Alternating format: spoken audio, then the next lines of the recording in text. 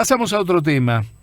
Es un tema importante, porque se luchó mucho por lograr una legislación que permitiera la utilización del cannabis desde el punto de vista del uso medicinal. Y a partir de ahí está la alternativa de la utilización por parte de profesionales, siempre bajo la órbita del ente regulador a nivel nacional, que es la ANMAT, ¿no? Y hay advertencias de parte de aquellos que la están utilizando, que la están recetando, con respecto a que no cualquiera puede hacer esto y de la mejor manera. También hay una cuestión ideológica en relación a todo esto que le dio la génesis como para poder motorizar la ley, y que partía de las mismas familias que en muchos casos no están dispuestas a ceder en la no elaboración del producto. Bueno, de todo esto vamos a hablar con el doctor Diego Sarasola. Diego, ¿cómo le va? Buenos días. ¿Qué tal? ¿Cómo le da? Buenos días a ustedes, gracias por llamar y buen día a toda la audiencia. Bueno, primero deberíamos definir la epilepsia refractaria, como para que se entienda de qué tipo de patología estamos hablando, y después por qué la utilización del cannabis en muchos casos por parte de ustedes como profesionales para el tratamiento tienen beneficios. Bien, perfecto. La epilepsia refractaria en realidad no es un tipo de epilepsia particular, sino que el término refractario hace mención a aquella epilepsia que es resistente al tratamiento. Ajá. Hay dos o tres definiciones técnicas, pero para no aburrir y no perderse, básicamente como concepto es aquella epilepsia que ha sido tratada por lo menos por dos tipos de tratamientos distintos con antiepilépticos, a alta dosis, y no responde, ya podría calificarse como una epilepsia refractaria. Claro. Y es en ese subgrupo, que representa aproximadamente un 30%, o sea, es un número grande del total de las epilepsias. Claro.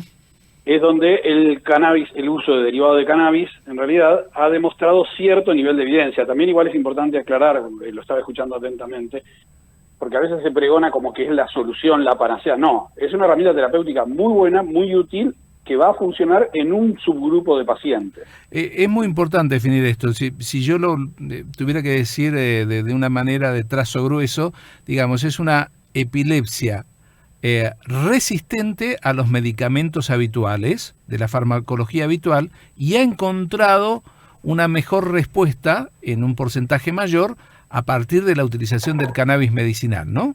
Es correcto. Y aclarando además, y en esto entiendo que a veces hay diferencia entre la gente que por ahí no es médica o cultiva, etcétera, que todos los estudios, absolutamente todos los estudios indican que en este caso debe agregarse al tratamiento habitual, no reemplazarlo. Correcto. Es lo que técnicamente se llama esto add-on, o sea, es cuando un fármaco se agrega al esquema anterior, más allá después de que hay anécdotas, relatos de que eso permitió en algunos casos bajar un poco la dosis, etcétera, de los otros, ¿no? Pero la secuencia sería: el paciente tiene epilepsia, es tratado de modo habitual, no responde, se cambia de tratamiento, no responde, y ahí se intenta con cannabis. De hecho, la aprobación de ANMAT lo dice explícitamente, es para epilepsia refractaria. Al decir eso ya está dando por sentado que no debería ser el fármaco de primera elección. Uh-huh.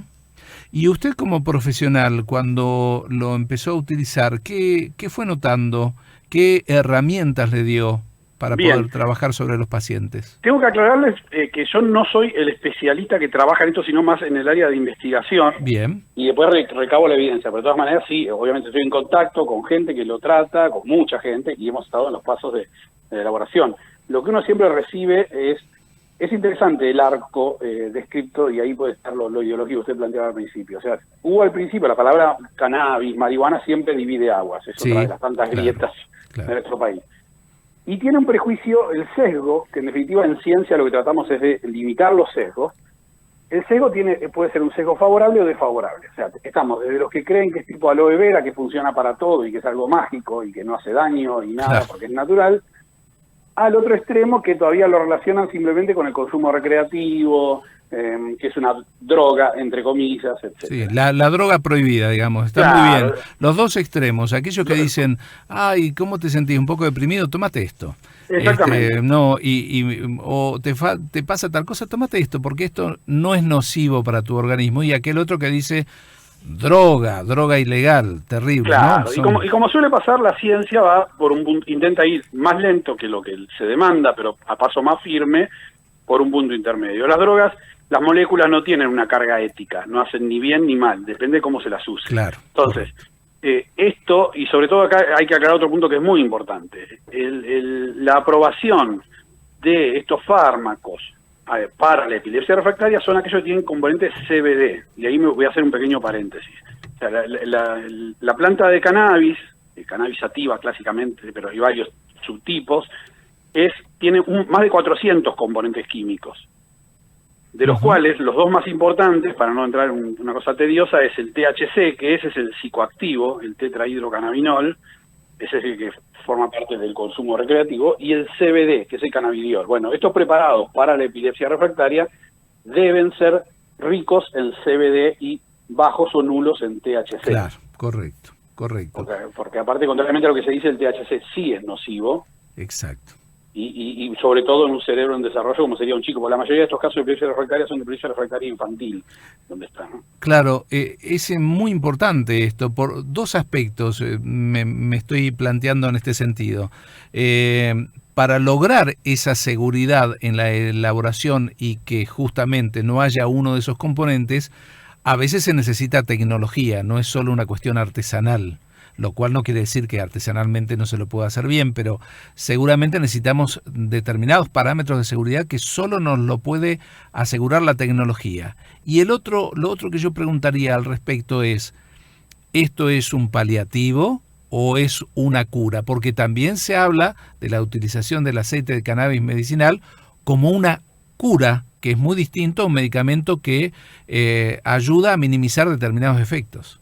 Bien, son dos excelentes preguntas. Voy a empezar, si me permite, al revés, por la más fácil. Claramente no es una cura, y ahí, para quitarle dramatismo, debo decirle que los médicos tenemos que ser un poco más modestos, porque en general la medicina cura muy poco. Bien. O sea, si yo le digo a usted, bueno, tíreme 10 enfermedades comunes, usted me va a decir hipertensión, arteriosclerosis, diabetes, hipotiroidismo, ninguna tiene cura. Bien. Sí tienen mejoría, pero de hecho los pacientes que suelen tener estas afecciones toman medicación de por vida, o sea, no puedo decir que se curaron. Bien. Eso es por un lado. Pero por supuesto sí trae una marcada mejoría en la calidad de vida, que no es poco. O sea, salvo algunas infecciones o alguna cirugía, la medicina cura muy poco. En realidad lo que ha dado es una gran mejoría en la calidad de vida y una extensión de la vida. Correcto.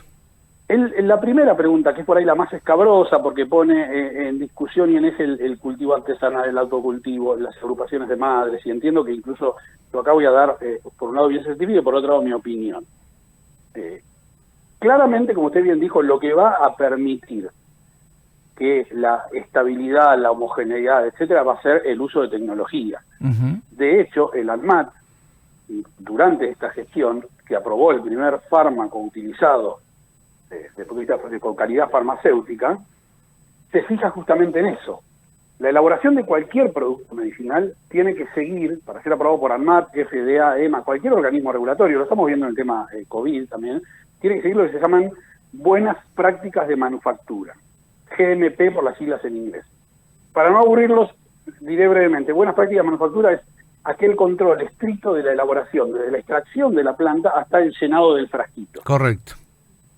Y con un ejemplo fácil van a entender bien la importancia. Imagínense que usted tiene una infección y su médico le receta amoxicilina, 500 miligramos. Usted tiene que tener la tranquilidad de que cada comprimido, de cada blister que toma, tenga 500 miligramos. Exactamente. Si usted hiciera amoxicilina en su casa, no podría asegurar esto. Correcto. Y a su vez, que no tenga componentes contaminantes. Por supuesto que en la elaboración artesanal, llamada artesanal, hay gente capacitada, hay ingenieros agrónomos, hay bioquímicos que tienen cierta garantía, pero no pueden garantizar la estabilidad frasco a frasco. Entonces, no es que no haga absolutamente nada, pero no es el mismo nivel de respuesta. Ahí está por ahí la gran discusión. Y el otro punto no menor es que aún en los casos artesanales lo que uno siempre pide y solicita por el bien, incluso los pacientes, es que exista un control médico. Esto parece una cosa de perogrullo, pero hay que reforzarla. Sí. Sí. Porque a veces hay como una cierta militancia de que somos los que vamos a regir el tratamiento, y la verdad es que son patologías muy complejas, muy difíciles, que de hecho exigen casi una subespecialidad, o sea, ni siquiera son neurólogos, son epileptólogos. Usted sabe que la ciencia se ha desarrollado tanto que a veces puede ser crítico por la atomización, pero ya casi dentro de cada especialidad hay a su vez subespecialidades. Claro, claro. Entonces el médico debe indicarlo y acompañar ese tratamiento. Yo siempre aconsejo no dejar esto en manos solamente de alguien con excelente voluntad, con la mejor disposición, nadie discute eso, pero que por ejemplo no conozca que el cannabidiol tiene interacciones con otros fármacos. Hay un montón de detalles que hay que conocer que hacen a la seguridad. Es muy importante, muy importante lo que usted está diciendo, porque hay especializaciones dentro de especializaciones, digamos, es así. E imagino que en ese nivel de detalle y de sutilezas en el trabajo, cada paciente debe ser un mundo trabajado especialmente por ese profesional especializado. Claro, después viene el acompañamiento. Por eso yo creo que el primer punto acá, como siempre pasa cuando hablamos en general del país, es la educación. O sea, sí, hay que formar a los médicos mejor en esto, porque esto es muy novedoso, tiene muy pocos años. Por más que se conozca por la medicina folclórica tradicional, se habla siempre de hace miles de años, se usa, bueno, está bien, eso es un dato anecdótico que da pie. Pero desde el punto de vista científico, esto tiene muy pocos años, y se abrió y se disparó, conforme pasa hoy con cualquier conocimiento científico, se abrió en general, se generalizó, pero no hay una formación sólida. Yo no la recibí en la facultad, la tuve que hacer después de los posgrados, le pasa esto a la mayoría de la gente. Entonces, el primer punto es ese. Y el segundo punto es las madres, los padres que acompañan y que sí hay que reconocerles que parte de lo que se hizo fue a costa de la presión de estos grupos, por supuesto, eso nadie puede dejar de desconocerlo. Absolutamente. Pero bueno, como usted bien dice, hay sutilezas, hay detalles que hay que conocer, que hay que saber manejar, porque al no ser curativo,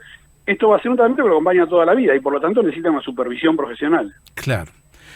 Correctísimo, ha sido muy didáctico, doctor, la verdad que muy interesante este tema, lo seguimos con mucha atención porque el proceso ha sido largo, ha sido interesante desde el planteo de los padres muy preocupados que se cargaron esta mochila a sus espaldas, que tuvieron la capacidad desde el amor hacia las personas de su familia de mostrar los resultados y hacer que el sistema de salud y el legal de la República Argentina se pusiera en movimiento en pos de lograr excelentes resultados. Bueno, ahora estamos en una etapa justamente de la profesionalización de todo esto para que sea de verdad efectivo y que logre la respuesta que buscaban de manera desesperada hace algún tiempo, ¿no?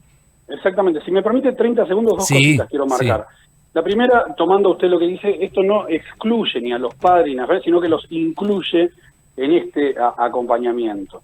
Y el segundo punto que yo quiero decir a la audiencia, y esto es más general, es, estamos en plena pandemia, estamos con todos un poco paralizados y aislados, no dejen de hacer los controles médicos que corresponden. Esto es un problema que estamos viendo, y por eso me siento responsable, aunque el tema era otro, de decirlo como agente de salud.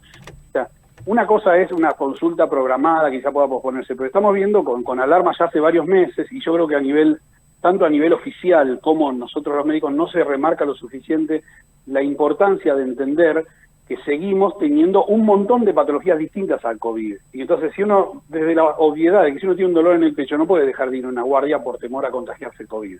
Estamos viendo un montón de patologías serias que no están siendo atendidas y creo yo que falta a veces remarcar la importancia de continuar con los controles indicados. Entonces me siento responsable, ya que tengo este pequeño espacio que les agradezco, de decir esto también. Clarísimo, doctor, la verdad que clarísimo. Muchas gracias, que tenga buen día. Muchas gracias a ustedes y saludos a toda la audiencia. Así dialogábamos con el doctor Diego Sarasola acerca de este tema tan interesante. Algo que decir, con la conducción de Guillermo Fabio, en Radio 6.